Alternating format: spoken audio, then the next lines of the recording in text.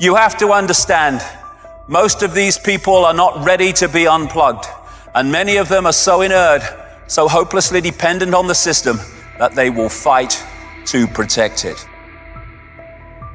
You know, my daughter Faith said it would be nice once Mark Zuckerberg goes into the metaverse, we could just lock him in there. But no, we're going to be locked in there. He's going to be outside because he's going to be gathering the money and the information that he can sell about us that is going to make him richer and richer and more free while we become less and less real. They want us to be free in the metaverse because they don't want us to be free in the real world where we get in the way of their power and their profits.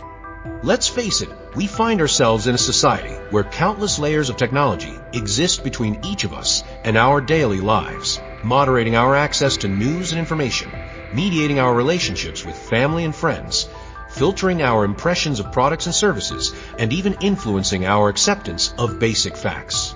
We now live mediated lives, all of us depending more and more on the corporations that provide and maintain the intervening layers, and when those layers are used to manipulate us, the industry does not view it as misuse, but as marketing, and this is not just being used to peddle products, but to disseminate untruths and promote social division.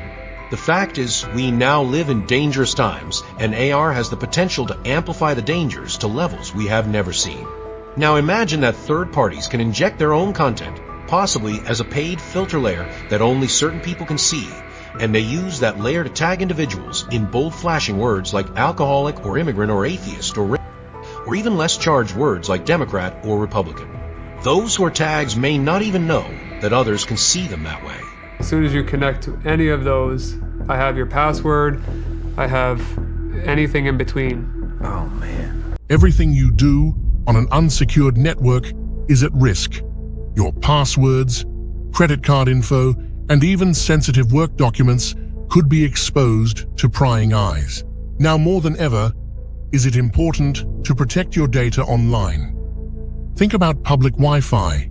You're at a cafe or in an airport or even at the gym, and you're connecting to free Wi-Fi without a second thought. That free Wi-Fi is often a hacker's playground. With just a few clicks, someone can intercept your connection, steal your information, and even track your browsing habits. That's where Private Internet Access, or PIA, comes in. With Private Internet Access, you can safeguard all your online activities with military-grade encryption, protecting you from hackers, governments, and even your internet provider. Plus, they have a strict no-logs policy, which means they don't track or store any of your browsing history, so your privacy stays private. One click and you're protected. No complicated setup required. That's why we use Private Internet Access.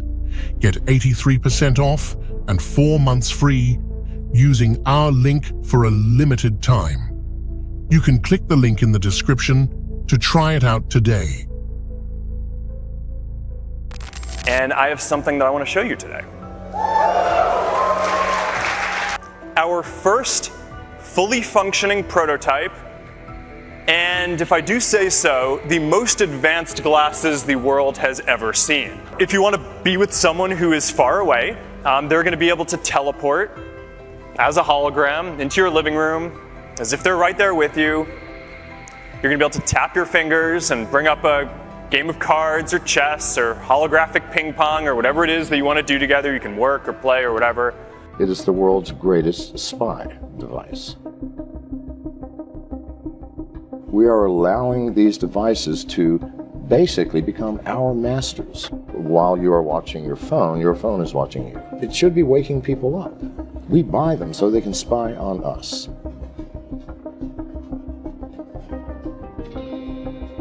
People should listen. If everybody knew everything about everyone else, we would have chaos. Over half of all smartphones are infected. Your identity will be stolen.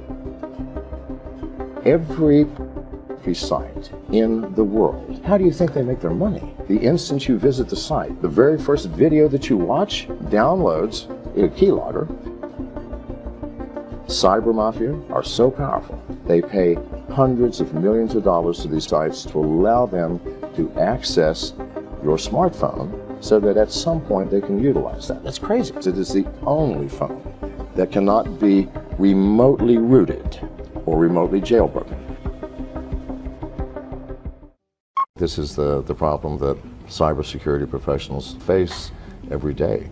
While you are watching your phone is watching you. The operating system is designed specifically to watch you, listen to you, find out where you are. It needs to know who your friends are. It needs to know what you're saying in your text messages. It needs to listen to you sometimes. It is the world's greatest spy device. But hackers use those same facilities. They are built into the operating system. If a hacker gets access to those facilities, they may choose to empty my bank account without my permission or knowledge, or to steal my identity, or to start charging things on my credit cards. That's the problem that we have, and that's just on the individual level. On the corporate level, it's horrific because the problem is magnified by the number of people within the corporation. And on the nation-state level, it's even more horrific. Almost every developed nation has the ability to press a button and destroy the power grid in any other nation. This is the facts. This is not science fiction. What I just told you is real, nevertheless. People should listen. I built the first antivirus company. Viruses are not the problem. The hackers spend weeks, months, or sometimes years sniffing around in your system, taking what they want before they even plant malware. Every hacker has to go through certain steps in order to break into any system and do damage. The first thing they have to do is to get through the firewall, and then they have to find out where they are. So they sniff every device on the network. That's crazy. I've even heard people at Google say that if you have nothing to hide, you have nothing to fear. Well, I've never heard anything crazier. If everybody knew everything about everyone else, we would have chaos in the streets. It's insane to say, if you have nothing to hide, you have nothing to fear. We're all humans. Now something that you may not know is that over half of all smartphones, both iOS and Android, are infected with keystroke logging software. Every pornography site in the world, how do you think they make their money? This is the issue. It costs millions of dollars to maintain these massive databases and have the bandwidth to disperse this pornography, and yet you don't pay. Yes, you're paying. The instant you visit the site, if you have an Android, for example, the site runs a JavaScript which sets the download unauthorized application flag. The very first video that you watch, you clicked, you did something. Downloads, first and foremost, a remote rooting function. If it's an iPhone, a remote jailbreaking program. All can be remotely rooted now. After it's rooted, they download a keylogger, and all this takes just a matter of seconds. And from that point on, somebody is watching every single one of your keystrokes. Now, people pay these pornography sites for the ability to put their keylogging software on your phones. Why?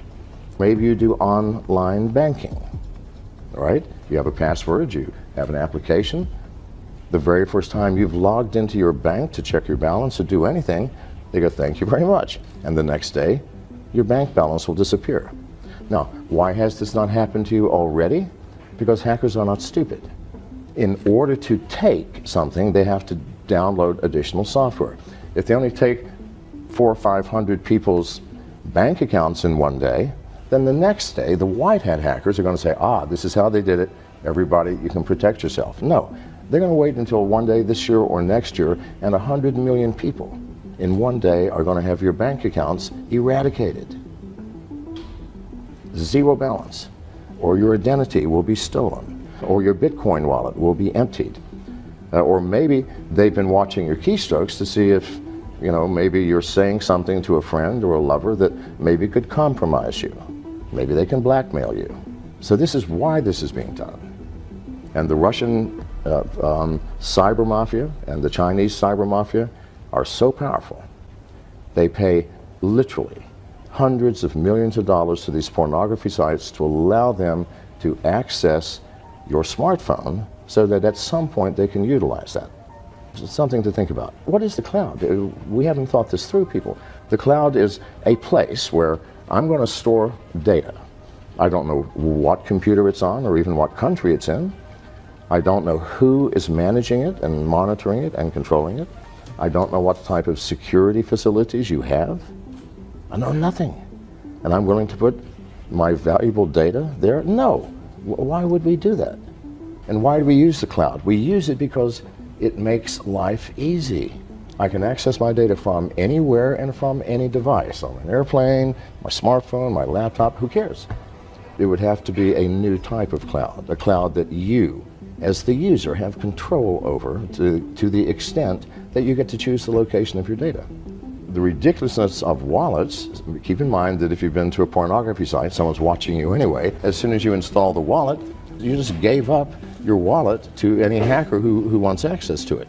To keep the wallet on any intelligent device, whether it's your laptop, your desktop, or any mobile device, that's insane. It will get stolen.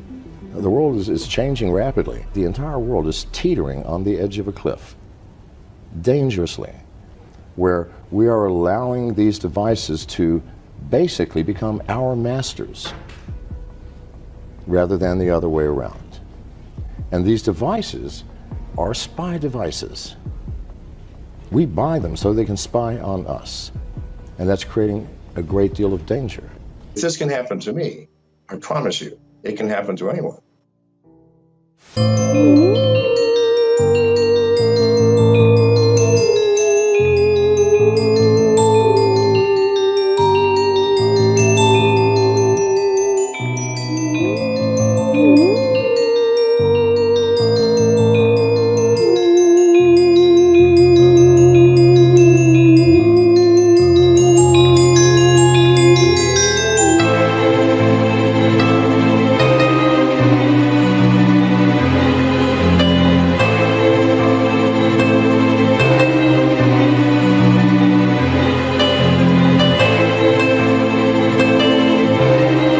Hacking happens all the time. The thing that concerns me is not so much the fact that the information was available. All of this information you can buy from Google. What concerns me is how did they get this information? My phone number, my address, my age, my marital status, my preferences. Once you get the information into a database, it will be hacked, and something we should be concerned about. But far more concerning to me is how did it happen? It happened because companies like Google and Facebook acquired data on every one of us, what blogs we are visiting, even our messages that we pass on Facebook, our instant messages on Twitter are accessible. And these things are collected so that we have no privacy. Every router that's in use, accessible to hackers, to the CIA, that they can take over the control of the router. They can monitor all of the traffic, and worse, they can download malware into any device that is connected to that router. So I personally never connect to any Wi-Fi system. Every router in America has been compromised. We have all known this, and we've been warning about it for years. Nobody pays attention until something like WikiLeaks comes up and says, look, this is what's happening. Then the world goes, oh, but we've been saying it for years. And it is devastating in terms of the impact on American privacy, our individual privacy, because once the router is compromised and it infects the cell phones that are attached, your laptop, your desktop computer, your tablet, then they become compromised. And not only can you watch the data, you can start listening to conversations. You can start watching through the cameras on these devices. If you actually go to Starbucks and get on the free Wi-Fi, you're being very foolish, because not only is the router compromised at Starbucks, but there are people in Starbucks that have devices pretending to be Wi-Fi. And you're connecting to them sometimes. And they're monitoring all of your traffic, reading your emails, listen, and your text messages. I use the LTE on my phone. I know that sounds crazy, but that's the only way that I can be secure. I am a specialist in cybersecurity. My phone was hacked through my carrier, AT&T. And what happened, this is brand new to me, they managed to hack into AT&T to move my phone number to another phone. Prior to being hacked, my phone was totally disabled. You couldn't call into it. I could not call out from it. So everything coming in, including my text messages, went to another phone number. So what they had done is they tried to log onto Twitter, said I've lost my password. I used two-factor authentication, meaning I have to give Twitter my phone number. They sent to my phone number a special code so that I could get in, but it wasn't me, it was the hacker. This is something totally out of my control, totally out of everyone's control. Hackers are becoming more and more proficient and more sophisticated in their hacking techniques. If this can happen to me, I promise you, it can happen to anyone.